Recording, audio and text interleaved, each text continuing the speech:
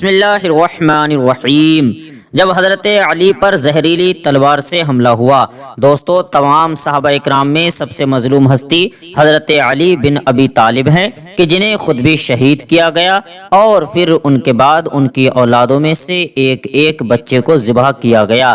پھر آگے چل کر 50 سال بعد ابو ظفر منصور نے حضرت علی کی سبھی اولادوں کو گرفتار کر کے ایک کمرے میں قید کروایا اور حکم دیا کہ اس کمرے میں ہوا جانے کا ایک سراغ بھی نہ رکھا جائے، اور پھر آخر کئی دنوں کی شدت برداشت کرنے کے بعد حضرت علی کی وہ ساری اولادیں اسی کمرے میں گھٹ گھٹ کر شہید ہو گئیں۔ میرے پیارے عزیز دوستو، حضرت علی رضی اللہ تعالی عنہ ہی وہ ہستی ہیں کہ جنہوں نے اسلام کو زیرو سے دیکھا تھا، کہ جب کوئی بھی مسلمان نہیں ہوا تھا اکیلے حضرت علی اسلام لائے تھے، اور جب حضور صلی اللہ تعالی علیہ وسلم نے اپنے سبھی خاندان والوں کو جمع کر کے کہا تھا کہ مجھے نبوت کی ذمہ داری دی گئی ہے، تو اے میرے خاندان والوں، آپ میں سے کون کون میرا ساتھ دے گا؟ تو اس وقت کوئی بھی کھڑا نہیں ہوا، صرف حضرت علی ہی تھے جو 10 سال کی عمر میں کھڑے ہو کر کہنے لگے کہ اے اللہ کے رسول صلی اللہ علیہ وسلم، اگرچہ میں ابھی بچہ ہوں، میری ٹانگیں کمزور ہیں اور میری آنکھوں میں بیماری ہے، پھر بھی میں ہر قیمت پر آپ کا ساتھ دوں گا، کسی موقع پر بھی آپ کو اکیلا نہیں چھوڑوں گا۔ اور پھر حضرت علی نے ساری زندگی اپنے اس وعدے کو نبھا کر بھی دکھایا کہ آپ نے رہتے ہوئے حضور صلی اللہ علیہ وسلم پر ایک آج بھی نہ آنے دی۔ دوستو، مسلم تاریخ میں جب کبھی بھی سب سے طاقتور مجاہد کی بات ہوتی ہے تو اس میں سب سے اوپر جس بہادر کا نام آتا ہے وہ حضرت علی ہی ہیں۔ دنیا حضرت علی رضی اللہ تعالی عنہ کی بہادری اور طاقت سے اچھی طرح واقف ہے، چاہے وہ جنگ خیبر میں یہودیوں کے سب سے طاقتور پہلوان مرحب کو پچھاڑنا ہو یا خیبر کے دروازے کو اپنے بازوؤں سے اکھاڑنا ہو، یہ سب حضرت علی رضی اللہ تعالی عنہ کی طاقت کا ایک چھوٹا سا حصہ ہے۔ ان سب کے علاوہ وہ جنگ خندق میں عمرو ابن عبد جو کہ ہزاروں کے لشکر سے اکیلے لڑتا تھا اور اس پر کافروں کو بڑا فخر تھا، اسی نے جنگ خندق میں مسلمانوں کو للکار کر کہا تھا کہ اے مسلمانوں، تم میں سے کس نے اپنی ماں کا دودھ پیا ہے تو وہ آئے اور میرا مقابلہ کرے، میں آج ہی اسے اس کی جنت میں پہنچا دوں گا۔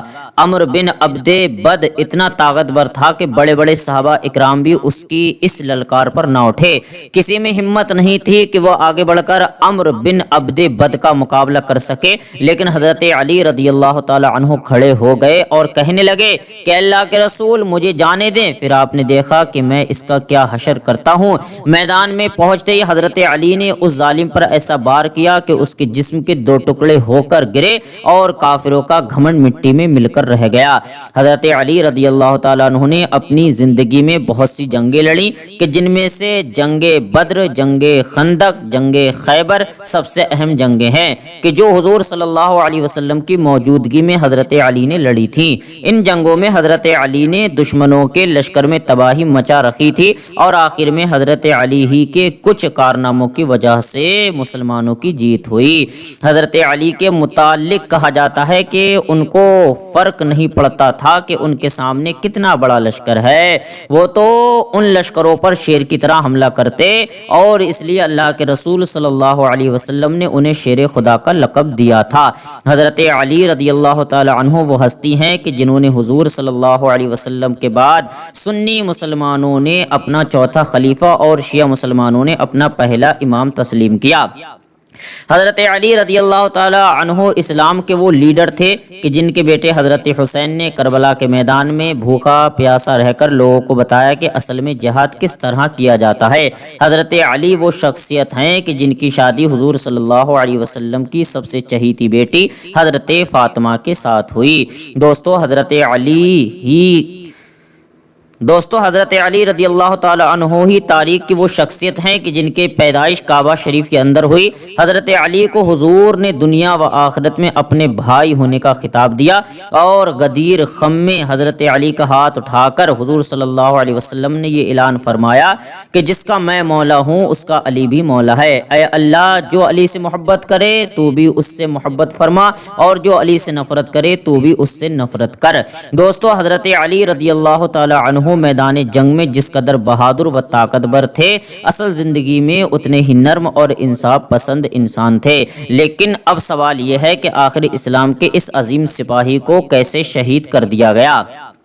اصل میں حضرت علی رضی اللہ تعالی عنہ کو میدان میں تو کبھی کوئی نہ ہرا پایا، کیونکہ ان کی طاقت کے آگے بڑے بڑے بہادر کمزور پڑ جاتے تھے۔ اس لیے ایک بدبخت انسان نے نماز کی حالت میں انہیں چپکے سے شہید کیا۔ حضرت علی کو قتل کرنے والے ظالم انسان کا نام عبد الرحمن ابن ملجم تھا۔ ابن ملجم دراصل پہلے حضرت علی رضی اللہ تعالی عنہ ہی کا ساتھی تھا اور اس نے آپ کے ہاتھوں پر بیعت بھی کی تھی، لیکن پھر صفین کی جنگ میں وہ باغی ہو کر دشمنوں کے ساتھ جا ملا اور جنگ نیروان میں اس نے حضرت علی کے خلاف جنگ لڑی، لیکن اس جنگ میں وہ اپنی جان بچا کر کوفہ شہر بھاگ گیا۔ کوفہ شہر میں ابن ملجم کی ملاقات ایک بہت ہی خوبصورت لڑکی سے ہوئی کہ جس کا نام کتان تھا۔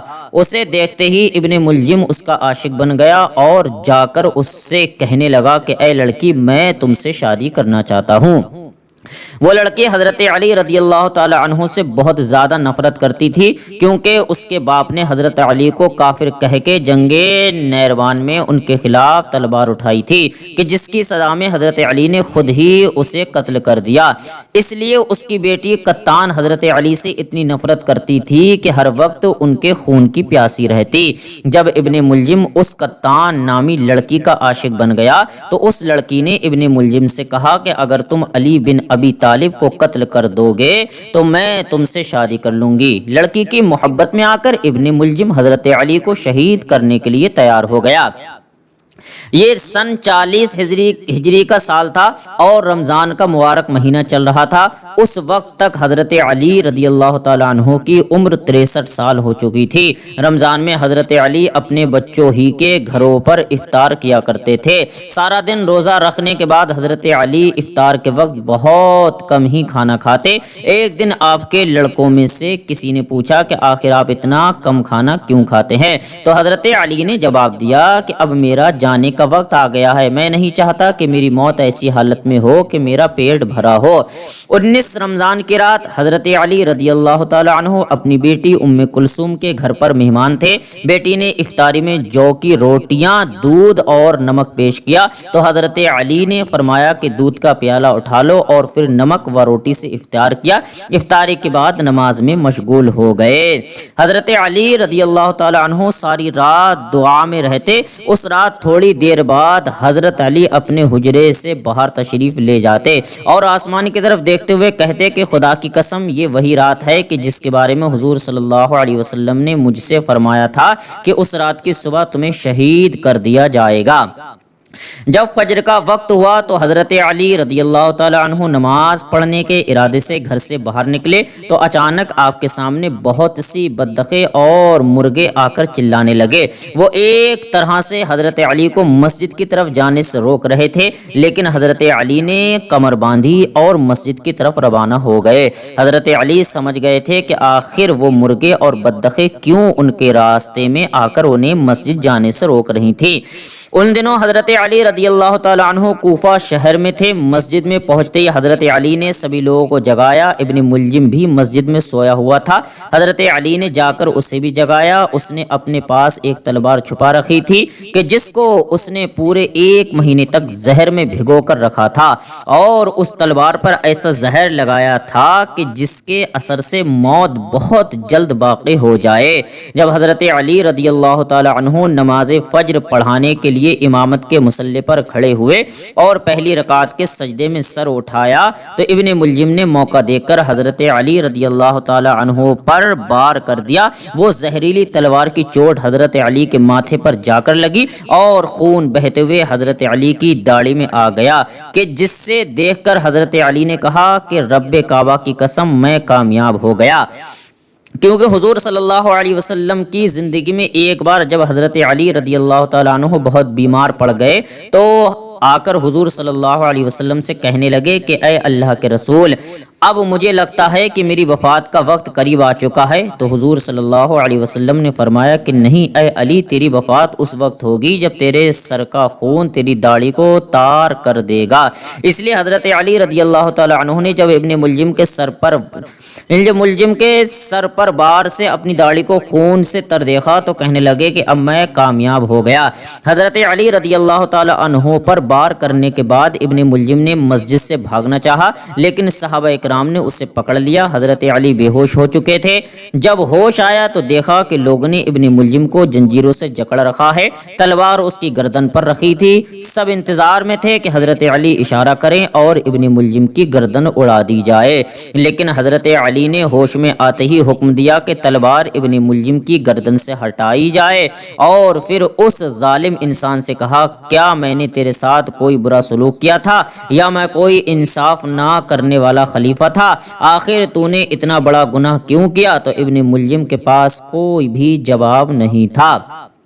زخمی حالت میں حضرت علی رضی اللہ تعالی عنہ کو گھر لایا گیا۔ حضرت زینب نے جیسے ہی دیکھا تو پکڑ کر رونے لگی۔ تھوڑی دیر بعد حضرت حسن نے آپ کے سامنے دودھ کا پیالہ پیش کیا تو آپ نے فرمایا کہ اے میرے بیٹے، جاؤ اور پہلے مجھ پر حملہ کرنے والے قیدی کو پلاؤ۔ اور پھر حضرت علی رضی اللہ تعالی عنہ نے اپنے بڑے بیٹے حضرت حسن سے کہا کہ اے حسن، مجھ پر حملہ کرنے والے قیدی کے ساتھ اچھا سلوک کرنا، اس پر سختی نہ کرنا۔ اگر میں زندہ رہا تو میں خود ہی اس سے بدلہ لے لوں گا، اور اگر میری وفات ہو گئی تو قصاص میں اسے قتل کر دینا، لیکن قتل کرتے وقت ایک بات کا خیال رکھنا کہ ایک ہی بار میں اس کی گردن اڑانا تاکہ اسے زیادہ تکلیف نہ ہو۔ آخر 21 رمضان المبارک کی رات اللہ و اس کے پیارے رسول کے شیر حضرت علی کی روح اس دنیا سے پرواز کر گئی۔ حضرت علی رضی اللہ تعالیٰ عنہ کی شہادت کے بعد حضرت حسن نے ابن ملجم کو اپنی تلوار کے ایک ہی بار سے قتل کر دیا، اور پھر غصے میں بھرے لوگوں نے ابن ملجم کی لاش کو جلا ڈالا۔